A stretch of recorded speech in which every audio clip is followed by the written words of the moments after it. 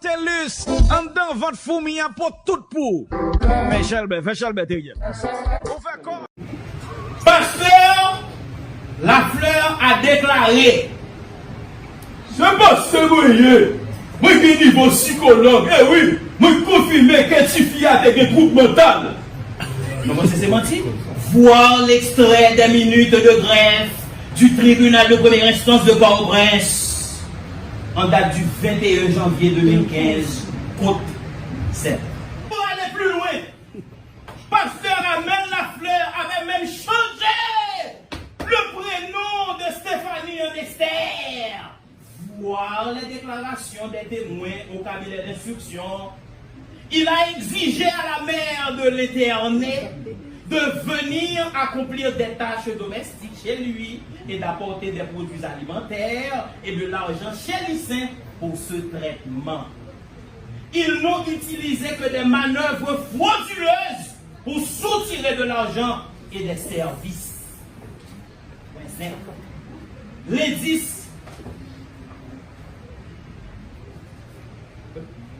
L'indice de détournement de la mineure maintenant. Attendu que l'article 9, alinéa 1 de la Convention relative aux droits de l'enfant du 20 novembre 1989, annexé, dispose les États partis. C'est gentil qui parle, peut-être. Les États partis veillent. Les États partis veillent à ce que l'enfant ne soit pas séparé de ses parents contre leur gré magistrat, à moins que les autorités compétentes ne décident sous réserve de révision judiciaire et conformément aux lois et procédures applicables que cette séparation est nécessaire dans l'intérêt supérieur de l'enfant. Faisant fi de ce principe, le pasteur a utilisé la fraude, la manipulation pour provoquer le déplacement de la mineure. Lui et son évêque ont brisé l'obstacle de l'autorité parentale pour se donner une totale liberté d'exploitation sexuellement sur une personne vulnérable de 2006 à 2009. Le pasteur Amel Lafleur et son évêque Michael Lissin ont manipulé la mère de la mineure d'alors en la faisant croire que sa fille était en proie à une possession démoniaque. Cette mère aimante, zélée, non intellectuelle et croyant fortement en son pasteur, ne désirait que la survie de sa fille et de sa famille. Voici ma première partie sur la jeunesse des faits. Lors d'une veillée de nuit tenue en son local Cisadelma 19 à l'époque, le lundi 12 juin 2006, le pasteur Amel Lafleur, feignant d'être chevauché par le Saint-Esprit, ordonna à Micheline Jean-Pierre, mère de la mineure Stéphanie Jean-Pierre, de la lui confier, afin de la libérer d'une possession démoniaque. Il expliqua à la dite mère que des démons s'étaient emparés du corps de son enfant à l'insu de tous. Ainsi, en recourant à des manœuvres habiles pour persuader la mère de la mineure sur l'existence de cette malaise imaginaire, il décida de l'interner sous son leadership. Il prétexta qu'il chassera ces légions de démons ou diabratiens de l'esprit de la fille au fin de l'épargner d'une mort imminente. Il a même confié que son Saint-Esprit tentera les possibles pour la sauver ainsi que toute sa famille. Au cours de cette nuit fatidique, le leader évangélique se mit à parler en langage incompréhensible et qu'après chaque rafale de déblatération, un autre acolyte explique à l'Assemblée ce que lui il comprend. Pourtant, dans la matinée de ce mercredi 12 juillet 2006, la mineure, alors âgée de 15 ans, venait de clôturer cet examen de la 3e secondaire. Ce cauchemar d'éternement durera 3 longues années et fut ponctué de viols, d'agressions sexuelles, de sévices, de coups et années. Point 1. Un détournement de mineurs suivi de viol. Au lendemain, soit le mardi 13 juin 2006, vers les 6 heures du matin, le pasteur, en la non-présence de la mère de l'enfant, la conduisit chez lui à Delma 75, où il l'emprisonna dans une chambre. Là, elle passa une journée entière, alitée sur un sac et forcée de jeûner. Il lui administra dans l'après-midi une potion en recette qui l'affaiblit physiquement.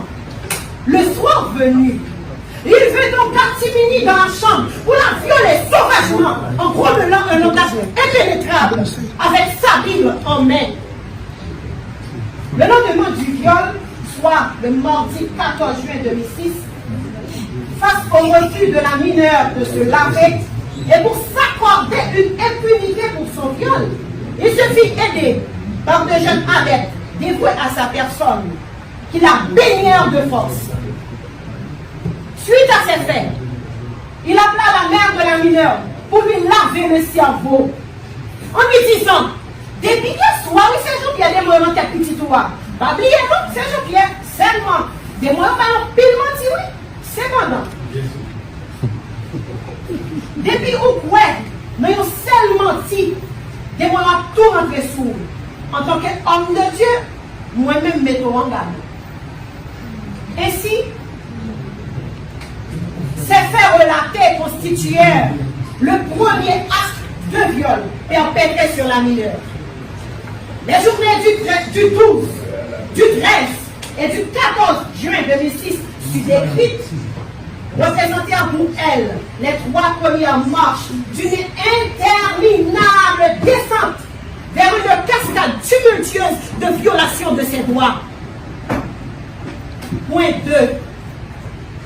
Déplacement de la mineure, torture et viol répétés. Le pasteur Amel Lafleur, immédiatement après son vol perpétré au cours de la nuit du 13 au 14 juin 2006, la transféra chez son prophète et évêque Michael Jean Lissin, le mercredi 14 juin 2006. Là, elle a connu des journées, des sévices, des tortures, des violences de toutes sortes, au cours des soirées, des agressions sexuelles et des viols répétés. L'évêque avait pour coutume de décréter des journées de jeûne forcés sous prétexte d'alimenter les démons occupant le corps de la victime. Elle était devenue une esclave sexuelle au service de gourous dépravés jusqu'à sa fuite en mai 2009, après 3 longues années. Point 3. Séquestration incontestable à partir du 15 juin 2008. Stéphanie Jean-Pierre a atteint sa majorité le 15 juin 2008, voire son acte de naissance, code 11. Pourtant, sans son consentement ou sa volonté, elle était internée chez Michael Lissin pour des maladies inventées par le pasteur Amel Lafleur. Ce 15 juin 2008 manqua aussi le début de sa séquestration. En janvier 2009, suite à des rumeurs sur la nature des relations amorales et illégales qu'entretenait l'évêque avec la mineure d'alors, le pasteur Amel Lafleur évita de renouveler son mandat à l'église. Profitant d'une défaillance de leur système de surveillance, Stéphanie Jean-Pierre a pris la fuite le 9 mai 2009. Au moment qu'il se préparait à l'assassiner afin d'étouffer l'affaire. C'est pourquoi, magistrat, les parents à cette époque avaient porté plainte contre le pasteur Amel Lafleur, voire la plainte qui a été déposée en 2009, côté numéro 14. Numéro 14. Excusez-moi, magistrat, je suis un petit peu ému. Ça fait tellement longtemps déjà qu'on en 2014, elle déposa une plainte au parquet de Port-au-Prince, au parquet du tribunal de première instance de Port-au-Prince contre ses bourreaux. Des instructions furent réalisées par la juge et pastoresse Denise Papillon, qui s'était volontairement déportée de la connaissance du dossier. Ensuite, le pasteur Amel Lafleur, quoique culpé au cabinet d'instruction, avait cité au tribunal correctionnel la victime.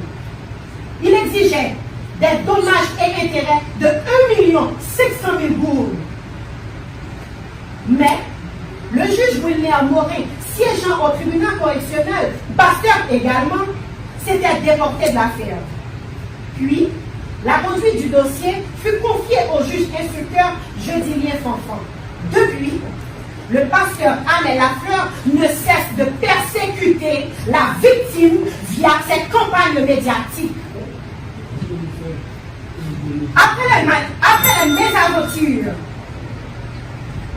les mésaventures que la victime avait connues sous le leadership de pasteur Amel Lafleur, elle a bouclé ses études, elle a bouclé ses cycles d'études scolaires et universitaires avec honneur et mérite, sans jamais consulter ni médecin, ni psychologue, ni psychiatre pour des troubles mentaux. Voir attestation du lycée Marie-Jeanne, du collège Carl Sepadi et badge du barreau de Port-au-Prince. Voici notre deuxième partie qui se concentre sur l'appel interjeté par pasteur Amel Lafleur et Michael Lissin. Attendu qu'en date du 3 août 2017, par acte de l'huissier Simon Jean-Louis, près de la cour d'appel de Port-au-Prince, les avocats de pasteur Amel Lafleur et Jean-Michael Lissin ont signifié au greffe de la cour de Port-au-Prince leur assignation contre l'ordonnance de renvoi du tribunal de première instance de Port-au-Prince, rendue le 17 février 2017 par le juge Joseph Jodilien Fanfan, signifié le 24 juillet 2017, dans laquelle assignation figurent les reproches que voici.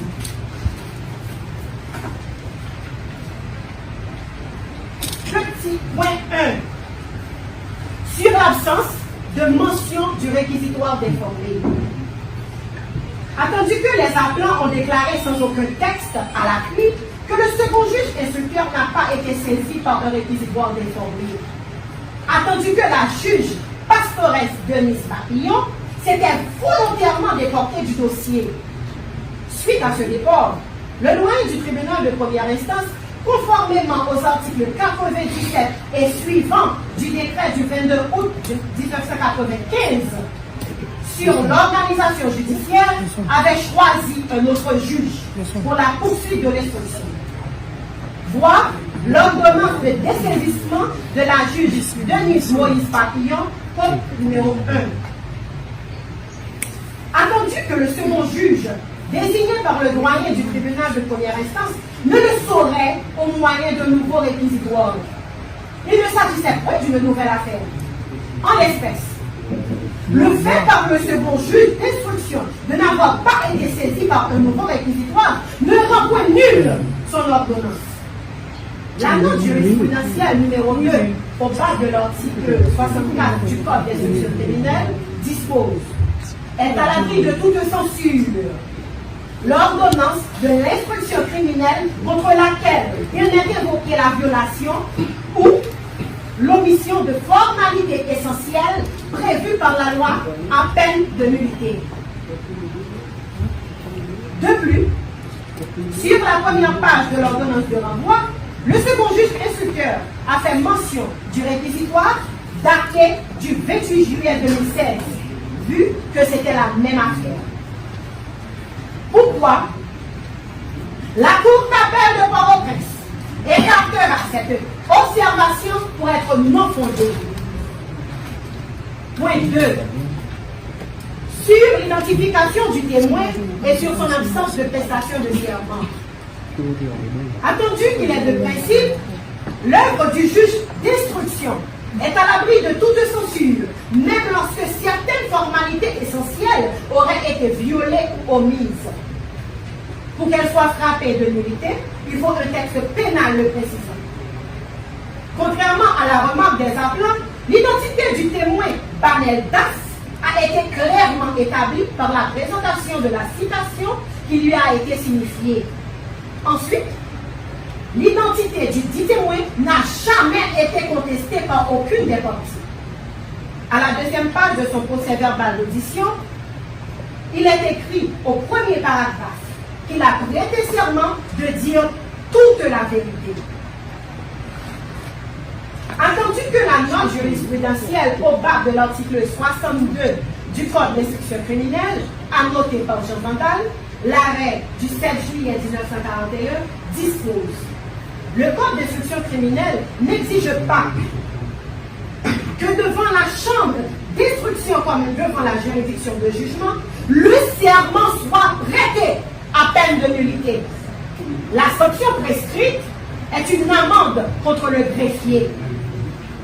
Pourquoi?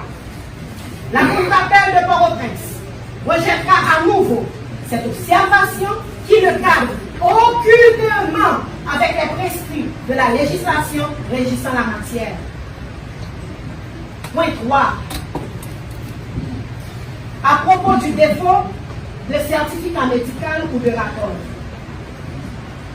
Attendu qu'à la phase de l'instruction,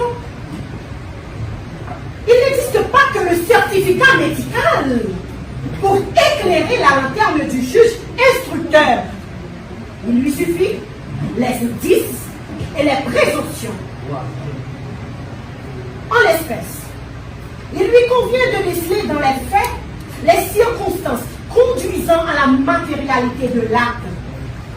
La victime internée avait été interdite de sortir seule, de se baigner en toute intimité, d'aller à l'école, de consulter un médecin, de recevoir des visites des membres de sa propre famille, de communiquer avec personne. Comment pouvait-elle se faire octroyer un certificat médical par ses bourreaux? Quel certificat médical? De quel certificat médical sommes-nous en train de parler? Et pour quel viol? Le juge instructeur s'était basé pour élaborer son œuvre. 1. L'indice des dédommagements versés aux parents de la victime. Attendu que le pasteur Amel Lafleur a déclaré avoir versé aux parents de la victime via leur avocat, Maître Morancy Noé à l'époque, la somme de $50,000 comme dédommagement. Laquelle déclaration a été soutenue par le pasteur Renaud Lanois et la pastoresse Michael G. Joseph. Pourquoi a-t-il déclaré avoir versé de l'argent s'il n'était pas fautif? Voir procès-verbal d'audition de Michael G. Joseph, page 5, code 16. Voir procès-verbal d'audition du pasteur Amel Lafleur lui-même à la page 9, code 9. Voir ordonnance du juge instructeur, page 9 également, code 13. Voir procès-verbal d'audition du pasteur Renaud Lanois, page 2, code 15. Une autre présomption ou indice grave considéré par le juge instructeur, un mode de preuve lui permettant de procéder par déduction. Attendu que cette histoire de dédommagement a été vigoureusement démentie par Maître Noé Morancy, invité au cabinet d'instruction. Il avait mis le pasteur Lafleur au défi de prouver ce fait. Voir procès-verbal d'audition de Maître Noé Morancy, code 10. Jusqu'à date, la preuve de ce dit dédommagement n'a jamais été versée ou apportée par le pasteur Amel Lafleur, ce qui prouve qu'il est un fief menteur. Point 2. Indice de séquestration et de torture à partir de la majorité. Attendu que le 15 juin 2008 manqua le passage de la minorité à la majorité de Stéphanie Jean-Pierre. Exerçant en tant que pasteur et évêque une autorité certaine sur leurs fidèles, ce qui aggrave leur cas. Amel Lafleur et Michael Lycée n'ont pas jugé nécessaire de demander à Stéphanie Jean-Pierre son consentement relatif à son éternement. Elle était devenue majeure. Elle était sous la contrainte. Attendu que la séquestration est l'action de priver quelqu'un illégalement et arbitrairement de sa liberté. Donc, du 15 juin 2008 au 13 mai 2009, elle était sauvée, il y a bien eu séquestration, puisqu'elle était internée contre son gré ou sa volonté. Si les parents, manipulés par le pasteur Amel Lafleur, pouvaient décider à sa place, à sa minorité, il en était tout autrement lors de sa majorité. L'indice de séquestration est plus qu'évident. 3. L'indice de l'éternement sans raison et sans soumise sous tutelle. Attendu que le pasteur Lafleur n'a jamais pu fournir la preuve de la possession démoniaque et des troubles mentaux dont il alléguait. Il n'a jamais pu. Il n'a jamais été établi que l'intimé se fut trouvé dans l'impossibilité de pouvoir seul à ses intérêts en raison d'une altération médicalement constatée, de ses facultés mentales, de nature à l'empêcher à l'expression de sa volonté. Légalement, il n'y avait aucune tutelle. Pourtant, le pasteur Amel Lafleur décréta son internement le jour de son dernier examen en 3e secondaire. Par la suite, les résultats indiquaient son admission en classe supérieure. Les imposants. Alors, si effectivement elle était malade, elle ne saurait progresser scolairement. Elle n'a jamais doublé même une classe. Après sa fuite en 2009, en mai 2009, elle reprit brillamment ses études. Actuellement, la voici, licenciée en droit, et elle a fait le droit pour ce dossier. Elle n'a jamais été traitée pour le diagnostic fomenté par le pasteur Amel Lafleur. Avec votre permission. Levez, parlez.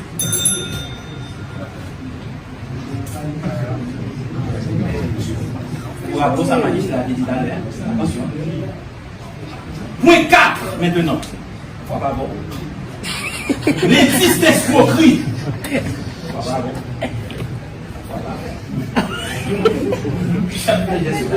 L'indice d'escroquerie. Avez-vous que le pasteur Amel Lafleur et son évêque se sont comportés en escrocs? L'indice de détournement de la mineure maintenant. Attendu que l'article 9, alinéa 1 de la Convention relative aux droits de l'enfant du 20 novembre 1989, annexé, dispose les États partis. C'est gentil qui parle. Les États partis. Les États partis veillent. Les États partis veillent à ce que l'enfant ne soit pas séparé de ses parents contre leur gré magistrat, à moins que les autorités compétentes ne décident sous réserve de révision judiciaire et conformément aux lois et procédures applicables, que cette séparation est nécessaire dans l'intérêt supérieur de l'enfant. Faisant fi de ce principe, le pasteur a utilisé la fraude, la manipulation pour provoquer le déplacement de la mineure. Lui et son évêque ont brisé l'obstacle de l'autorité parentale pour se donner une totale liberté d'exploitation sexuellement sur une personne vulnérable de 2006 à 2009. Le pasteur Amel Lafleur et son évêque Michael Lissin ont manipulé la mère de la mineure d'alors en la faisant croire que sa fille était en proie à une possession démoniaque.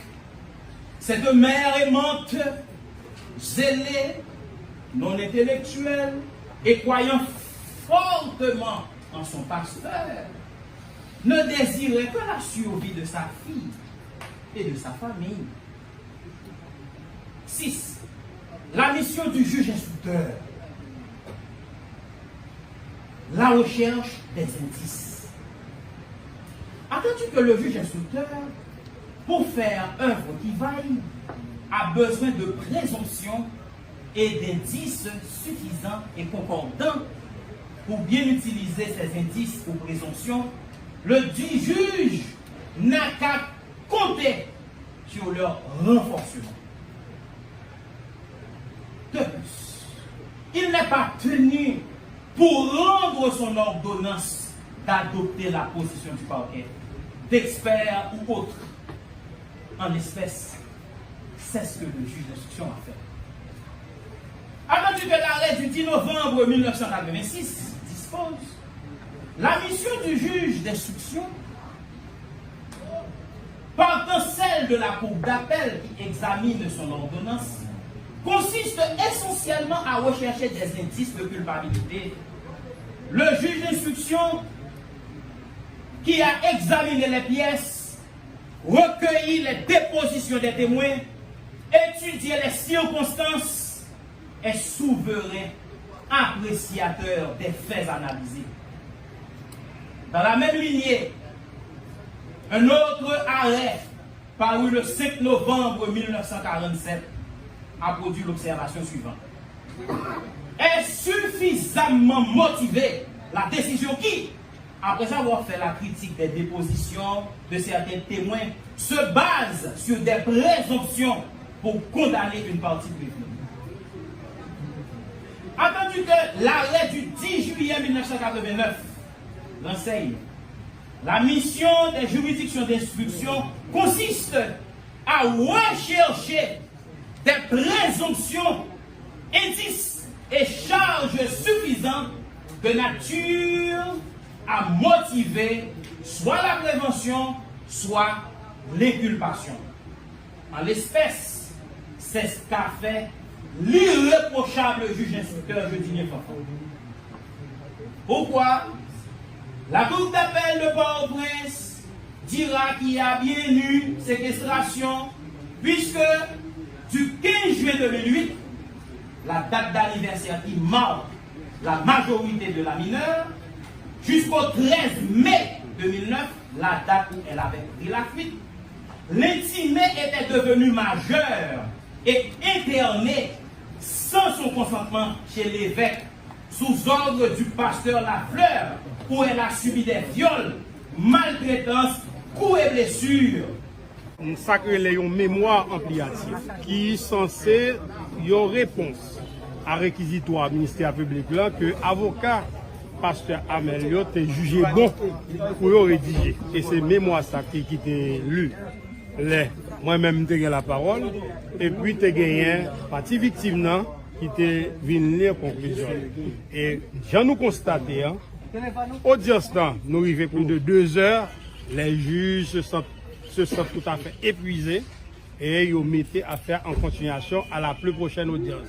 Ça peut être la 8e, mais cependant, on est toujours à la disposition de la cour. Lundi, qui sera peut-être 4 décembre, on sera à la cour. C'est 6 décembre. On sera à la cour pour faire valoir les défenses du pasteur Abel.